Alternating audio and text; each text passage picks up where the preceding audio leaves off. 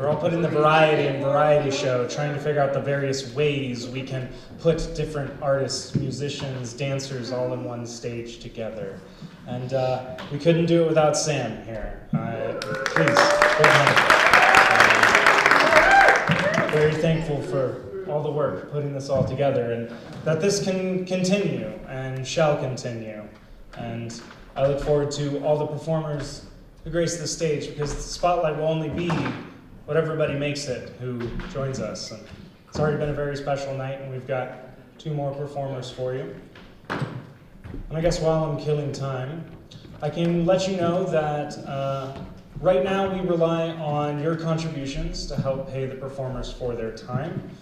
However, I'm in the process of applying to several different grants that maybe we can change that and pay y'all some real money. So fingers crossed for that. Keep an eye out. Hopefully we'll have an answer for that in January. Because while art should be free, an artist should be able to pay their way, should be paid for their art. And I'm thankful that everyone's willing to take the time to share this, to share that generosity with all of us, and help us all through a bit of darkness. You ready, Cortney? Yeah. All right, Cortney Collins, everyone. Hello, everyone. I cannot believe I'm sharing the stage tonight with such incredible musicians. It's made me so nervous. I'm a poet with a keyboard in front of me. You know, I'm primarily a poet. I focused almost exclusively on poetry for the last decade. But I really felt called this past year to just rediscover music again. And so this seemed like as good a place as any to try and experiment. So anyways, I took piano lessons a little bit when I was a kid. And you know, if you're in my generation at all and you took piano lessons, it's highly likely you had the Red Thompson books, and you would graduate. Anyways, by the time I was like 11 or 12, I was really burned out on the Thompson books.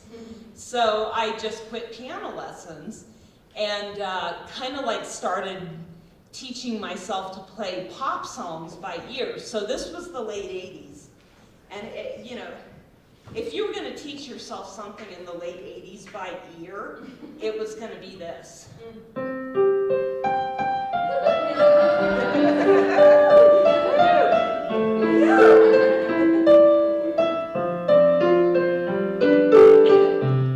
I'm not going to play it. It's really pretty. It's a Richard Marx song, you know. But I share about playing by ear because I'm going to start with, I'm going to read a poem.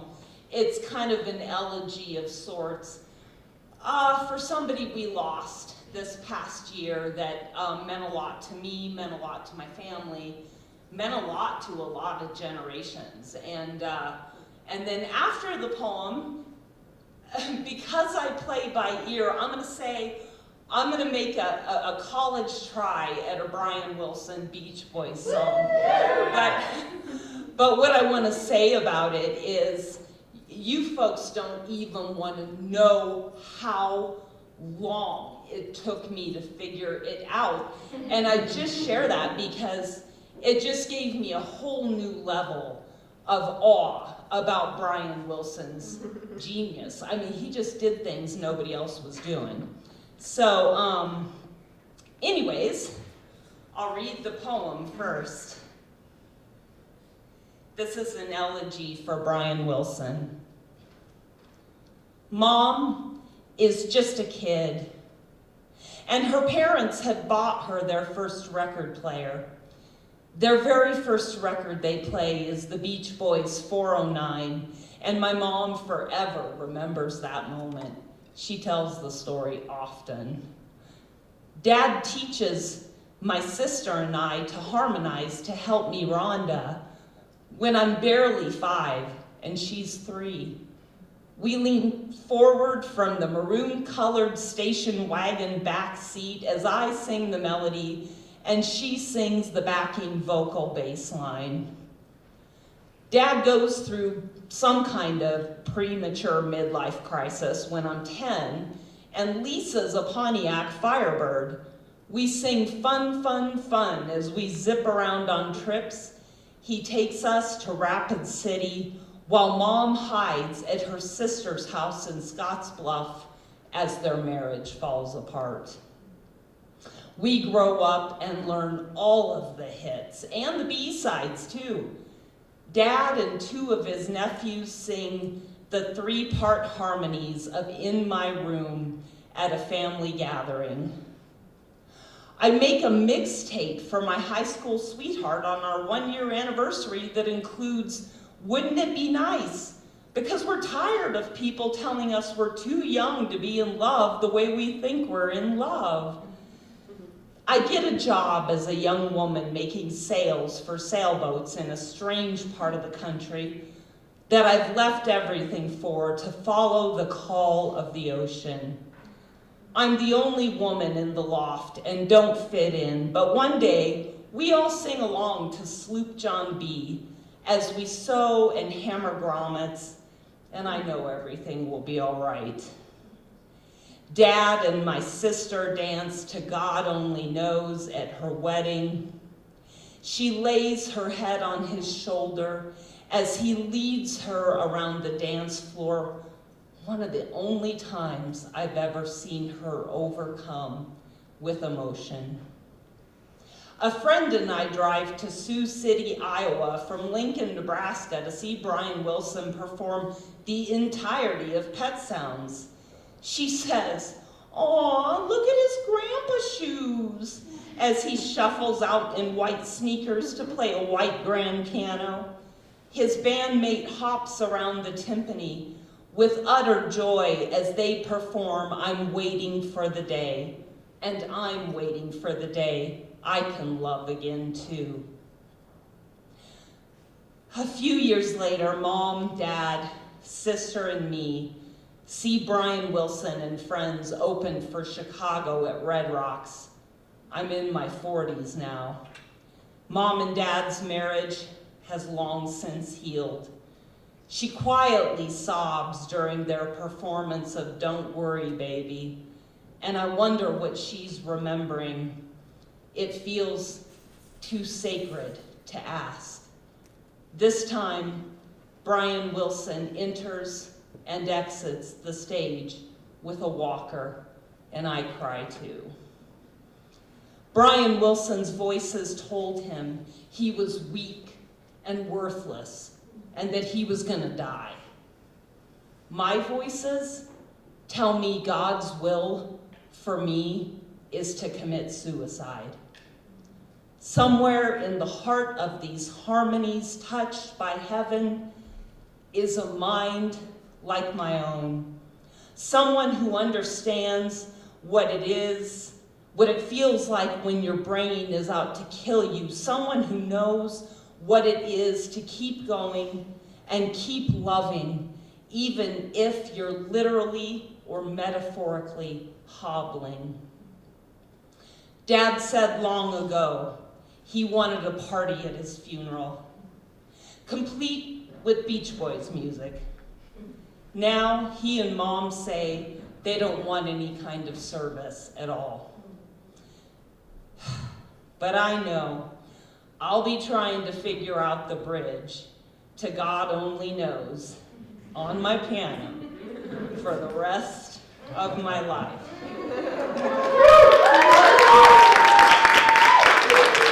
Yeah, you be the judge. You be the judge.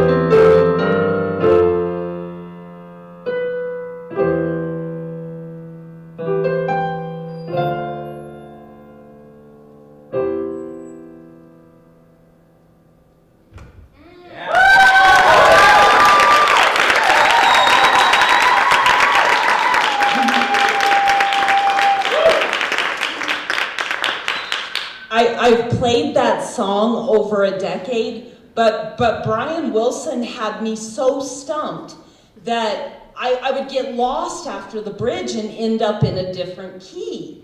And there is no key change in God Only Knows. So I've been playing this for years. I kid you not, I figured it out 5 days ago. So it was like, why now? Okay, it's like I've got to untrain my brain in 5 days to play it the correct way. But it sounds better, because like he knew what he was doing. It sounds better.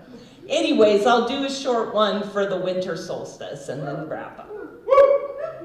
I will add some atmospheric chords to this.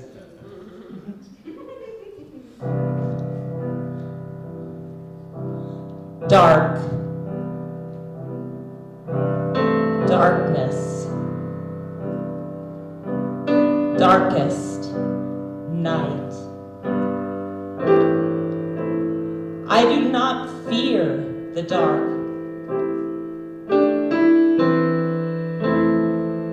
I used to fear what moved it in shadow, what nameless forms arose from soil and the deepest trenches at the bottom of the ocean.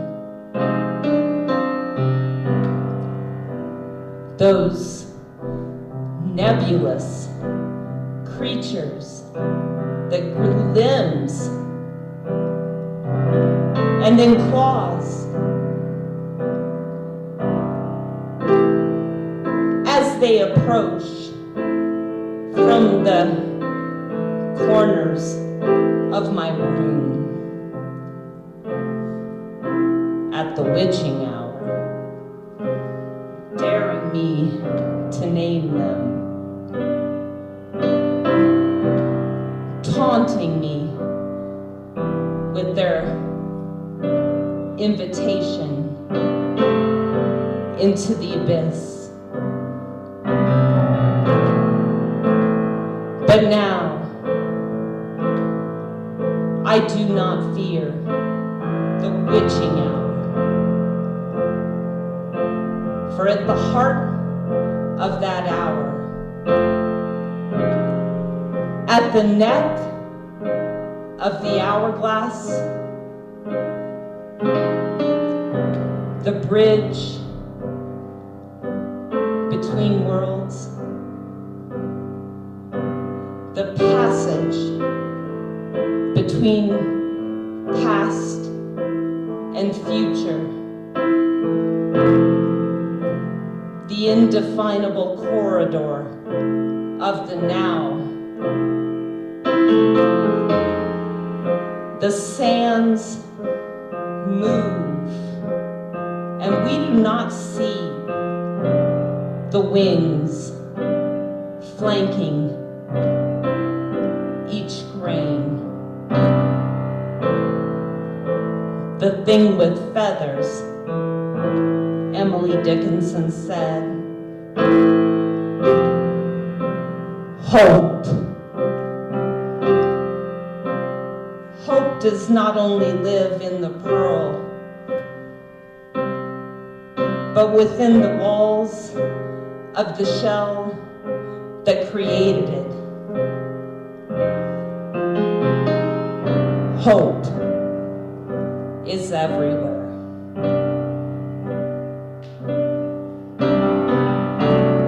Hope is everywhere.